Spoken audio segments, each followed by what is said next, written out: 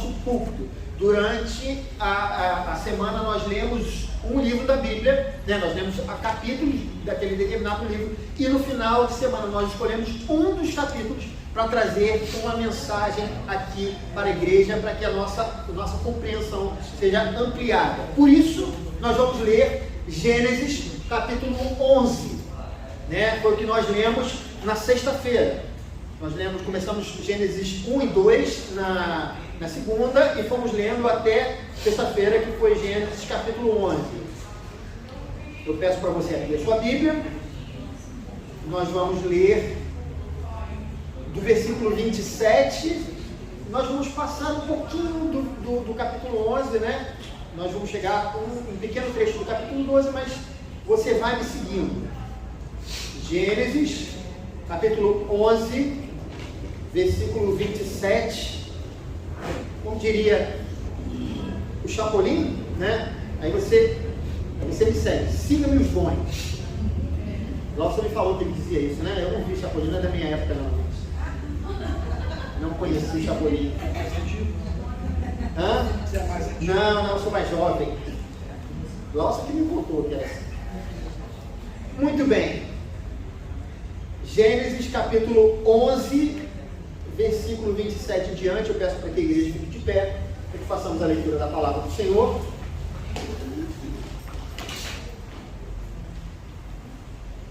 Esta é a história da família de Terá. Terá gerou Abrão, Naor e Harã. E Harã gerou Ló. Harã morreu em Ur dos Caldeus, sua terra natal, quando ainda vivia Terá, seu pai.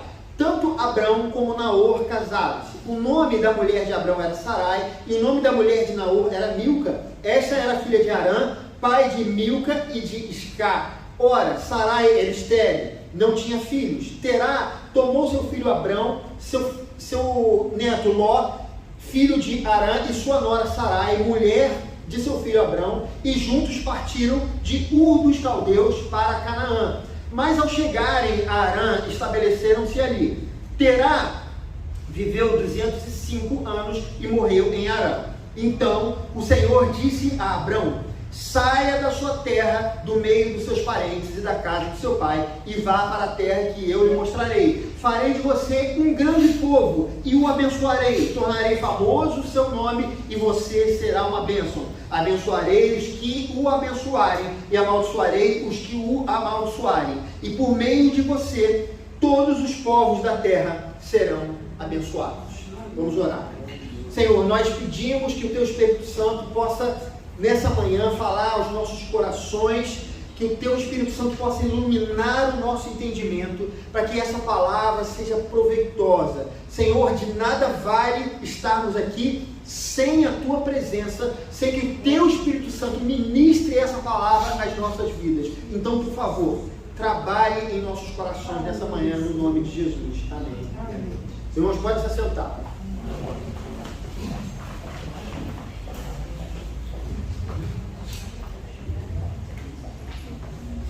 Queridos, eu não sei aqui quantos lembram, mas há algum tempo, alguns anos, né, isso já tem aqui pelos cálculos, uns 14 anos, ou quase uns 14 anos, não sei bem, quase isso, ou um pouco mais do que isso, talvez, eu levei o João, ele ainda não andava, ele tinha 11 meses de idade, eu levei meu filho João para fazer um passeio, né, aquelas aventuras de homens, né? O pai sai com o filho, vamos fazer uma aventura. Nós fomos aqui no horto e eu fui apresentar ao João os animais ali do horto, que para ele era uma novidade, né? Ele ainda não tinha conhecido os animais e ele gostava muito de ver pela televisão. Eu fui apresentar os animais. Então eu apresentei lá o macaco, que ele chamava de cacaco, apresentei o leão, que ele chamava de mião, né? E fui apresentando os bichos, e ele foi interagindo, o leão deu uma rugida, ele se agarrou comigo, e a gente foi mostrando ali as coisas. Isso foi muito divertido até eu chegar no famoso jacaré, né? E quando eu cheguei no jacaré, o João, ele percebia o animal a partir do movimento, porque ele não entendia ainda os animais, ele não tinha na memória, né, os animais, né? Então ele via pelo movimento. Mas quando eu cheguei no jacaré, foi uma decepção, Porque o jacaré parecia uma estátua, ele estava inerte, ele não fazia nada. Eu falava, lá João, o jacaré, eu vi o olhinho dele para lá e para cá, mas ele não conseguia enxergar o jacaré. Eu falei, mas que jacaré chato, não está se movimentando. Queria mostrar para o meu filho, né, aquele bicho tão diferente e tal. E aí, queridos, o que eu fiz? Eu falei, não, vou dar uma desperta aqui, vou dar uma rodada, né? Vou ficar lá, vou rodar, vou ver outros animais e depois eu vou voltar e aí ele vai perceber o bicho se movimentando e tudo mais. E eu fiz isso, né, espertamente. Mas quando eu cheguei de volta para ver o jacaré continuava na mesma posição, ele não movia o rabo, não mexia o olho, tinha um outro jacaré que estava em cima dele e parece que aquilo não incomodava, a pata estava em cima assim da cabeça dele, e parece que aquilo não incomodava, ele simplesmente não saía do lugar de jeito algum, porque o jacaré é um animal, queridos, que ele só entende o seguinte, estou com fome ou alguém está com fome, né? Ou seja, ou eu quero comida ou eu sou comida e eu tenho que fugir. Então ele só se move pelo instinto. Isso é algo normal da maioria dos animais. René Descartes, ele disse a famosa frase que diz o seguinte, penso, logo existo. Na criação, queridos, que a gente lê ali em Gênesis, Deus dá ao homem muito mais do que um coração sustentando um corpo. Segundo o relato que a gente vê da criação, o homem, ele é ser vivente. O sopro de Deus, que a gente vê no capítulo 2 ao 7, né? Aquele que Deus soprou somente no homem, Deus não sopra em outros animais, mas no homem ele dá o sopro de vida. Aquilo é o que diferencia os homens dos demais animais. O sopro de Deus no homem é o sopro da sua imagem e semelhança no homem. Isso é o que a teologia chama de atributos comunicáveis de Deus. A parte de Deus que ele, a partir do momento em que ele nos fez, ele nos comunicou. Ele fez de acordo consigo mesmo. Isso é a capacidade que Deus nos deu de transcender, de nos enxergarmos como pessoas. São emoções e a inteligência diferentes dos animais, diferentes completamente, por exemplo, de um jacaré. Mas ainda assim, a imagem e semelhança de Deus vai além disso. O homem, ele poderia ser como um anjo. O homem, ele poderia ser como algo que repetisse uma ordem sem qualquer tipo de escolha ou questionamento. Ser a imagem e semelhança de Deus é ter a capacidade de se relacionar. O homem foi criado para os relacionamentos, assim como Deus é um ser relacional, Pai, Filho e Espírito Santo, né? Três pessoas, um só Deus, um grande mistério que nós temos, que nós não conseguimos entender plenamente, mas esse Deus que é uma comunidade, ele é um ser relacional e nos deu a capacidade de nos relacionarmos também. Diferente, irmãos, dos animais que interagem, mas não se relacionam, Deus nos criou para um relacionamento em três diferentes esferas. E a gente vê isso na criação que nós lemos essa semana em Gênesis. A natureza, Deus deu ao homem a responsabilidade de administrar o jardim e cuidar dos animais. Essa é a forma que o homem se relaciona com ela. Com os nossos iguais, né? Quando Deus criou uma ajudadora, né? E colocou essa ajudadora ao seu lado, não abaixo dele, não acima dele, e também com o próprio Deus, quando a gente vê no relato de Gênesis que Deus passeava todas as tardes no jardim. E no auge desse relacionamento, o que acontece é aquilo que nós vimos no capítulo 3, que é a queda. Na queda, a imagem e semelhança de Deus no homem foi comprometida. As três instâncias, essas que nós acabamos de falar, do relacionamento do ser humano, elas foram afetadas. A terra, a natureza, ela passou a não ser mais gentil ao homem, produzindo cardos e espinhos. A serpente, ela se torna inimigo do homem. O homem e a mulher também, esse relacionamento ele foi afetado, porque eles passaram a ser adversários naquele momento em que o homem aponta para a mulher e diz, ela é a culpada. E ainda, queridos, o relacionamento do homem com Deus também, ele é prejudicado, porque o homem é expulso da presença de Deus, como a gente vê descrito no capítulo 3, na história do Éden. E é por causa disso, e a partir daqui, que a história bíblica, ela começa a se desenvolver. A Bíblia, irmãos, ela é o nosso manual para a salvação. E Gênesis capítulo 1, do capítulo 1 ao versículo 11, é a introdução a este manual, é a introdução da história humana. Talvez o relato bíblico pudesse começar em Gênesis capítulo 12, na vocação de Abraão, mas se isso acontecesse, certamente não teríamos um entendimento a respeito da natureza humana e nem da natureza divina. É muito fácil nós nos perdermos nos pormenores do relato da criação, nos desviando da mensagem principal. Por exemplo, queridos, é comum a gente ver discussões sobre onde geograficamente se encontra o Jardim do Éden, como se isso fizesse alguma relevância, ou então com quem Caim se casou quando saiu da presença de Adão e de Eva, como também se isso tivesse alguma importância no relato bíblico, ou então a criação, ela aconteceu em 7 dias literais, ou 7 eras, 7 épocas diferentes. Amados, essas são perguntas frequentes que nós vimos e são perguntas inócuas na mensagem bíblica. O livro de Gênesis não é um livro de ciência nos moldes de hoje. Nós erramos quando tentamos responder através deles perguntas que não estavam sendo feitas na época em que esses livros foram escritos.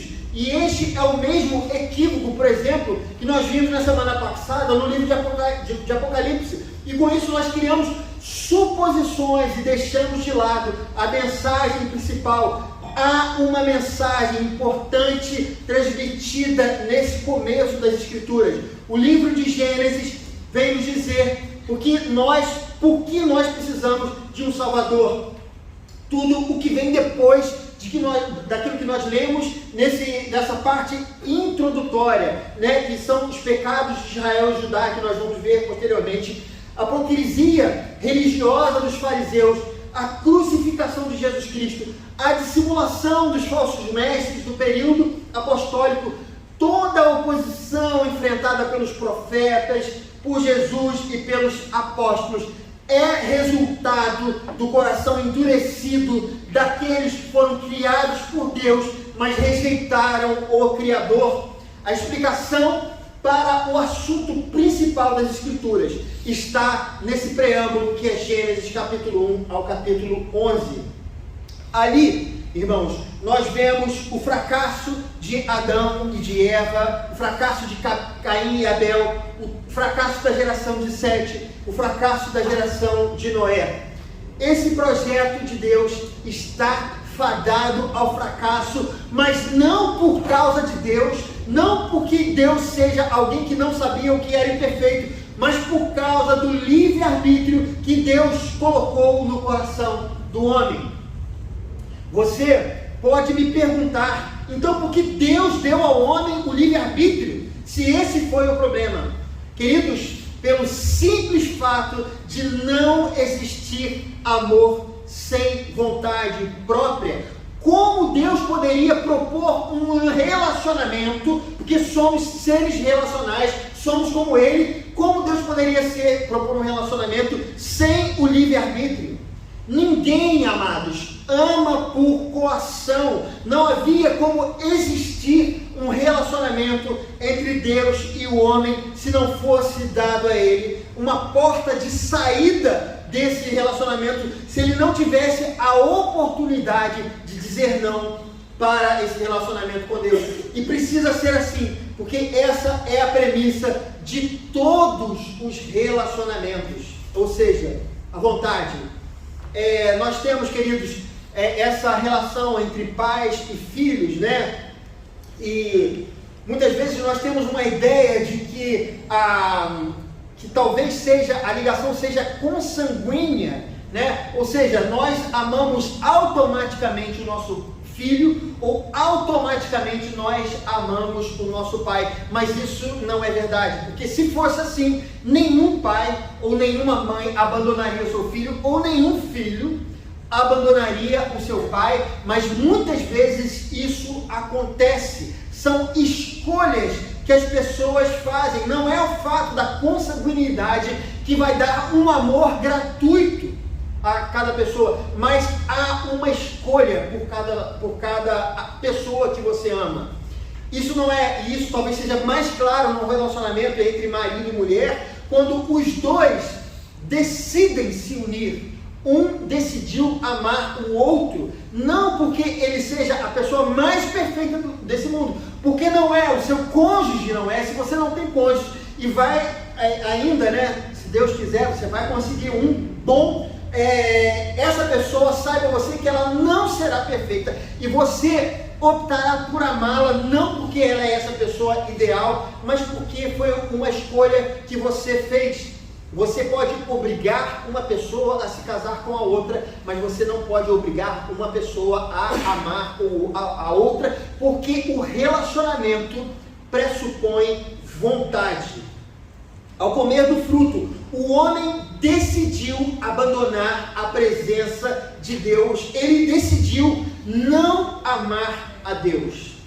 Mas o problema é que esse preâmbulo, no capítulo 1 a 11, nos mostra que o homem está num caminho sem volta. Ele recebeu a sentença da condenação e ele não tem como voltar para a presença de Deus.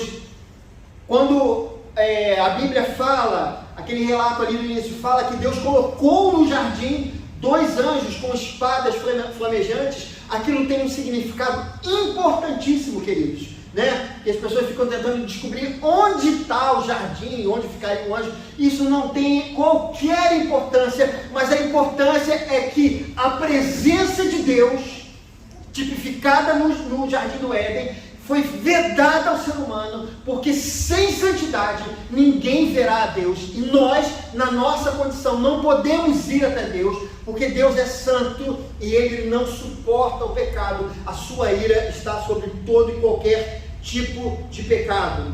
E é por isso que, se o homem quiser ser salvo, a salvação não virá dele próprio. O próprio Deus terá que providenciar um meio para a sua salvação. Porque Adão falhou, Caim falhou, a linhagem de Sete falhou, a linhagem de Noé falhou, a descendência consanguínea de Abrão também vai falhar, queridos. Essa é o que nós vamos ler mais à frente dos livros bíblicos.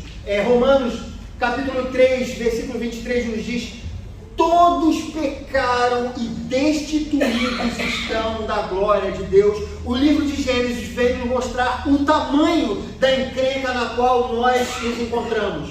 Por isso, a única forma do homem se salvar é se Deus decidir nos salvar. E para isso, Deus precisa se revelar. No Éden, o homem se afastou de Deus, o Criador passou a ser um mistério para o homem. A natureza, ainda que indique a existência de um Deus, ela não consegue dizer quem é esse Deus, não consegue nos dizer sobre a sua santidade, não consegue nos dizer da necessidade que nós temos de arrependimento. Por isso, amados, nós chegamos no final do capítulo 11, por isso Deus chamou Abraão. A vocação de Abraão é o início da nossa redenção. Aprove a Deus chamar um descendente de Adão, que era Abraão, para que através de sua descendência o mundo pudesse ser salvo. E não somente isso, através do registro da história dessa descendência, Deus se revelaria ao mundo. Queridos, se nós pudéssemos fazer um resumo de tudo aquilo que Deus nos diz através das Escrituras, eu particularmente diria que isso está reduzido ali em João 3,16, que nos diz: porque Deus amou o mundo de tal maneira que deu seu Filho unigênito, para que todo aquele que nele crê não pereça, mas tenha a vida eterna. O chamado de Abraão nos mostra que Deus quer que nós o conheçamos. Deus poderia ter nos ignorado a partir do Éden. Ele poderia, queridos, ter nos deixado a própria sorte, mas Ele envia o próprio Filho dele para morrer na cruz por nós. E para complementar, Ele deixa um registro escrito para que qualquer pessoa possa encontrá-lo com facilidade.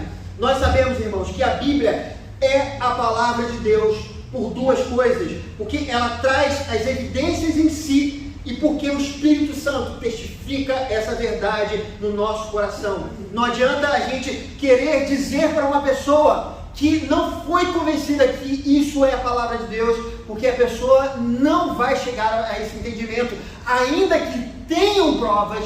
A Bíblia não é crer numa coisa não crível.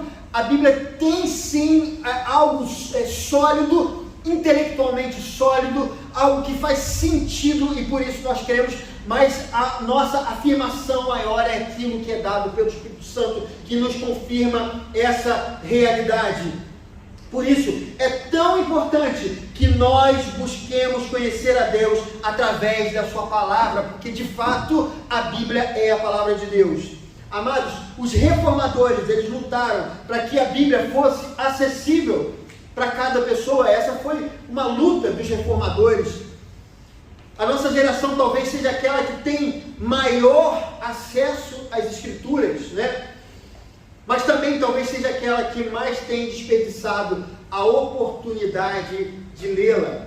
Na era da informação, essa era que nós vivemos, a palavra de Deus parece ser só mais um recurso que temos disponível na loja de aplicativos que há no seu smartphone. A nossa única regra de fé e prática é a Bíblia Sagrada. Você não vai encontrar Deus em nenhum outro lugar a não ser nas Escrituras. Paulo diz em 1 Coríntios 2, 1 e 2: eu mesmo, irmãos, quando estive entre vocês, não fui com discurso eloquente, nem com sabedoria humana, para lhes proclamar o mistério de Deus, pois decidi nada saber entre vocês, a não ser Jesus Cristo e este crucificado. Queridos, os coríntios, essas pessoas, essa igreja na qual Paulo escreveu, eles estavam rejeitando o apóstolo, porque o único discurso que ele tinha na sua pregação era a mensagem da cruz, e ele rejeitava a eloquência filosófica na pregação da palavra, que era muito comum aos falsos mestres daquela época. Para o nosso bem-estar espiritual, não precisamos saber nada além do que foi escrito ali nas Escrituras. Eu me lembro de uma determinada pessoa que em um tempo no qual eu estive perto dela, próximo dela, ela estudava a Bíblia comigo e tudo mais, de repente ela começou a achar que havia algo de especial na Cabala judaica, e ela começou,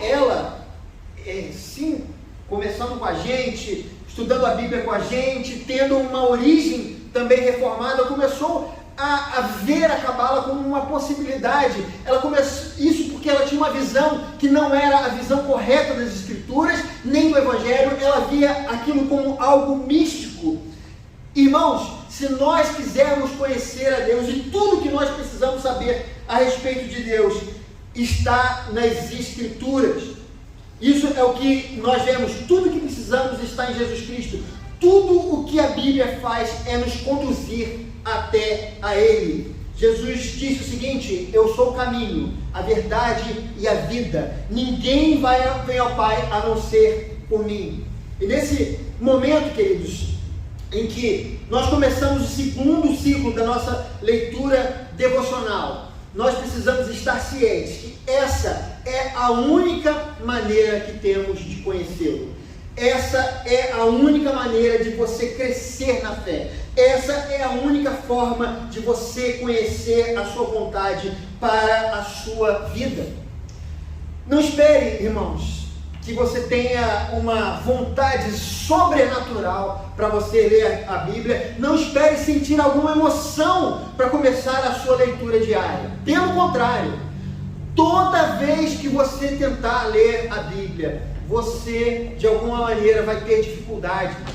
coisas aparecerão, urgências aparecerão, barulhos acontecerão dentro de casa, fora de casa, sirene de bombeiro, de polícia, ou vazamento de água em algum lugar. Algo, irmãos, essa é uma realidade que a Bíblia nos fala, algo milita contra os servos de Cristo, aqueles que querem viver segundo Jesus Cristo aqui na terra. Há algo que quer nos impedir que nós andemos em direção a Jesus Cristo, amados. Então, uma forma da gente fazer isso é lendo a Bíblia, é se aproximando do Senhor. A nossa doutrina nos diz que os meios de graça disponíveis que nós temos para que nós sejamos abençoados são a oração e a leitura da palavra. Na oração, nós falamos com Deus. Na leitura da palavra, Deus fala conosco. Vê se isso não é um relacionamento, né? Se não é um bate-papo, se não é uma conversa. Deus não nos chamou para o misticismo. Deus não quer que você cumpra uma meia dúzia de normas para que Ele fique satisfeito. O Senhor quer conversar com você, Ele quer se relacionar com você. Assim, queridos, como aconteceu com Jó, que antes ele conhecia a Deus de ouvir falar, mas depois de tanta luta, tanta adversidade, ele o via com os próprios olhos. É isso que ele fala no final do livro, porque ele antes tinha um olhar místico para Deus, por isso ele oferecia tantas ofertas, não só para ele, mas também para os filhos, porque ele tinha medo que aquele ser místico pudesse dar a ele alguma maldição por ele não ter cumprido à risca aquele monte, aquela série de holocaustos e sacrifícios. Deus não nos chamou, queridos, para uma religiosidade mística. Ele não quer isso, Ele não está propondo isso. Ele quer um relacionamento, e a maneira de nos relacionarmos com Ele é através da palavra. Ouvir a voz de Deus, ouvir a vontade de Deus, essa vontade que é a vontade preceptiva de Deus, são os preceitos de Deus, é isso que está nas Escrituras. Muitas pessoas têm uma visão errada da Bíblia, ou até mesmo do Evangelho. Há pessoas que vão à igreja para ouvir determinados profetas, como se ele trouxesse algo novo, ou a voz de Deus para a vida dele. E aí essas pessoas falam de várias e várias coisas, e muitas dessas coisas nada tem a ver com as Escrituras sagradas, porque o que Deus quer que nós saibamos não é se amanhã você pode sair de casa para comprar um pão ou não, ou se é para você aceitar ou não aquele emprego, ou se é para você ir ou não na casa daquela pessoa que está na sua mente.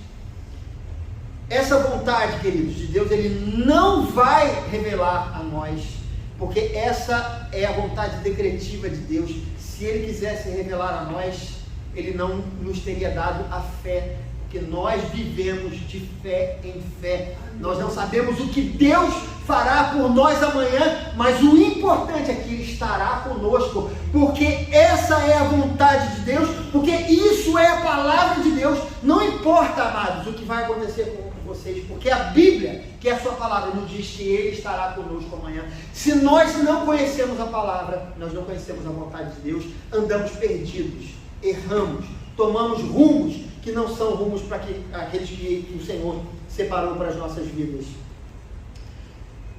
Ou seja, queridos, se você deseja bênçãos na sua vida, não deixe de orar e não deixe de ler a palavra de Deus. Somente assim a sua fé será firmada. Somente assim você conseguirá ter plenitude no seu relacionamento com Ele. Irmãos, nós vamos começar mais um ciclo. Nós vamos continuar firmes no propósito de conhecer a palavra de Deus. Nós vamos continuar na certeza de que Deus tem muito a nos ensinar.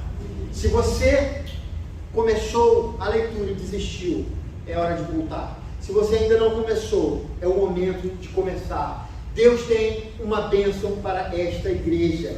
Ele está ao nosso alcance, porque a sua palavra está ao nosso alcance. Basta que nós nos sirvamos da palavra de Deus. Não pense que isso será algo automático. Amados, é necessário uma disciplina, é necessário que você caminhe, que você se esforce para ouvir o que Deus tem na sua vida, e o que Ele tem para você está aqui. Que Deus abençoe essa palavra. Amém. Que o Espírito Santo possa falar mais ainda a vida dessa igreja, e possa falar na sua vida muito nessa semana, na qual nós vamos continuar lendo a palavra de Deus para saber a vontade de Deus para as nossas vidas. Amém. Deus abençoe, em nome de Jesus.